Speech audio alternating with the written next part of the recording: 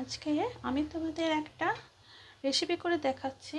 এটা করে গরম ভাতে দারুণ ভালো লাগবে খেতে, তোমরাও করে খেয়ে দেখো।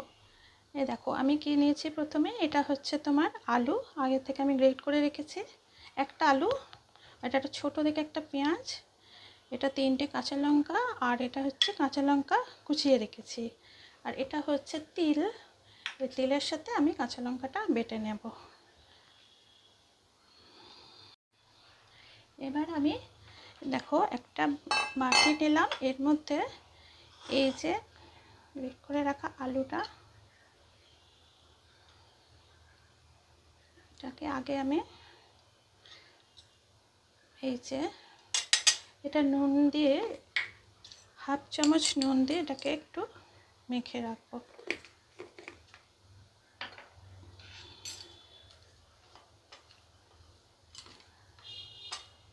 এই যে এটাকে আমি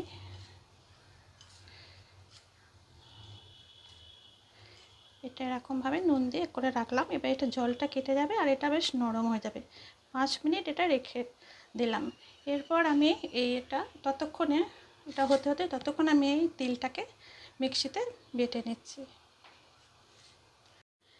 আমার এটা মিক্সিতে বাটা হয়ে গেছে, দেখো। এবার আমি এই বাটিতে এটাকে আমি এই যে তিল বাটাটা, এটা খুব একটা মিহি হবে না আর খুব কম জল দিয়ে বাটবে, যাতে একদম পাতলা না হয়ে যায়। এটা এই দেখো, এই যে এটা আমি পুরো এটা নিয়ে নিলাম তিল বাটাটা। তিলের সাথে লঙ্কাগুলোকে আমি বেটে নিয়েছি। এবার এই আলুটা নুন দিয়ে করা ছিল, সেটাকে আমি খুব ভালো করে জলটাকে একদম চিপে চিপে বার করে নিচ্ছি।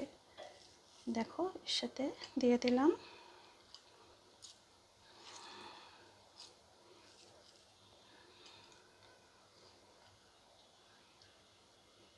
আলুগুলো, সব দিয়ে দিয়েছি। এবার কাঁচা লঙ্কাটা দিলাম,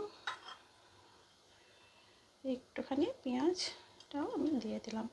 যে কোনো পোস্ত রান্নার সাথে না একটু যদি পেঁয়াজ দেওয়া হয় তাহলে পোস্তর গন্ধটা খুব সুন্দর লাগে।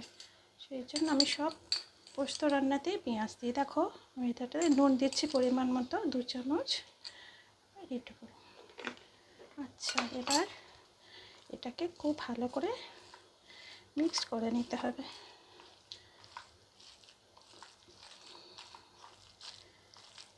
এটাকে খুব ভালো করে আমি মেখে নিচ্ছি, আলু, পেঁয়াজ আর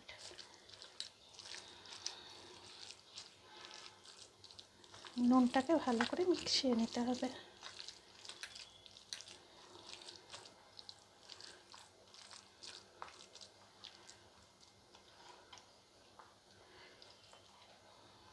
আচ্ছা, এবার আমি হাতটা ধুয়ে নিই। এবার আমি গ্যাসটা জ্বালিয়ে নিলাম।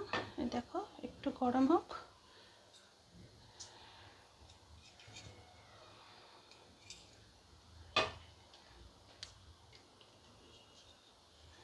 এবার একটু তেল দিতে হবে, খুব অল্প তেল দেবে। তেলটাকে ভালো করে আমি চালিয়ে দিচ্ছি।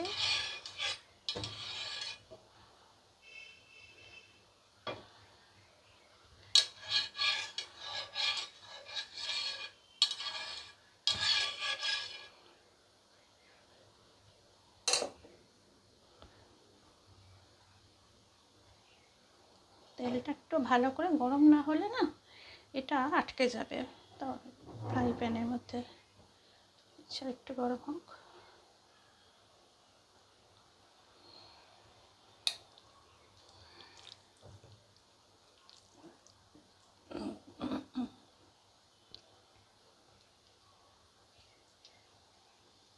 আচ্ছা, তেলটা গরম হয়ে গেছে।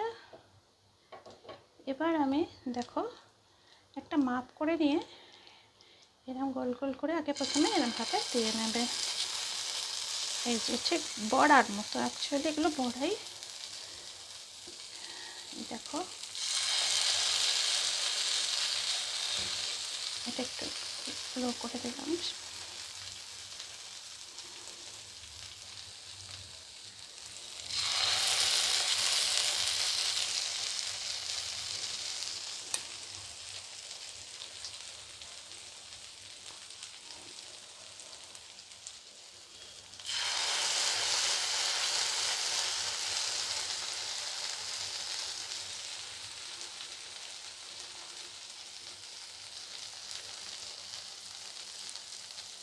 আচ্ছা, এগুলো এবার আস্তে আস্তে সিমে করে দিয়েছি গ্যাসটা।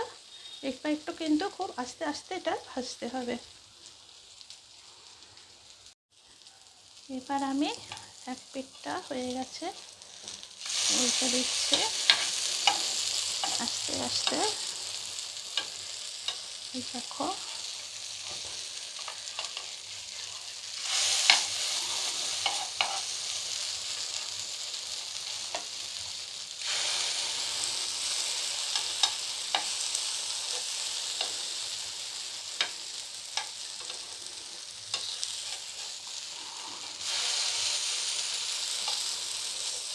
এই যে, এবার একটু জোর দিলাম গ্যাসটা।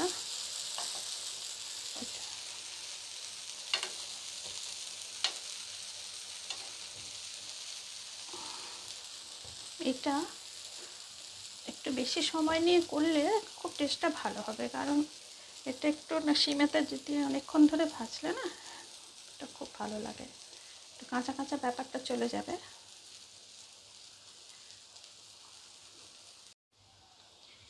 এবার আমার এটা হয়ে গেছে, তো গ্যাসটাকে অফ করে দিলাম। আচ্ছা, এবারে দেখো প্লেটের মধ্যে আমি এটা তুলে নিচ্ছি।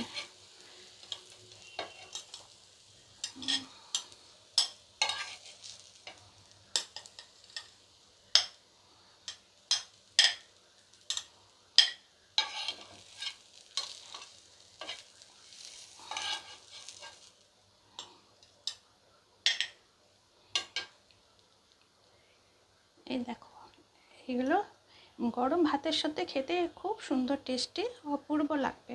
তোমরাও করে দেখো, ভালো লাগলে আমাকে কমেন্টস করো, জানিও।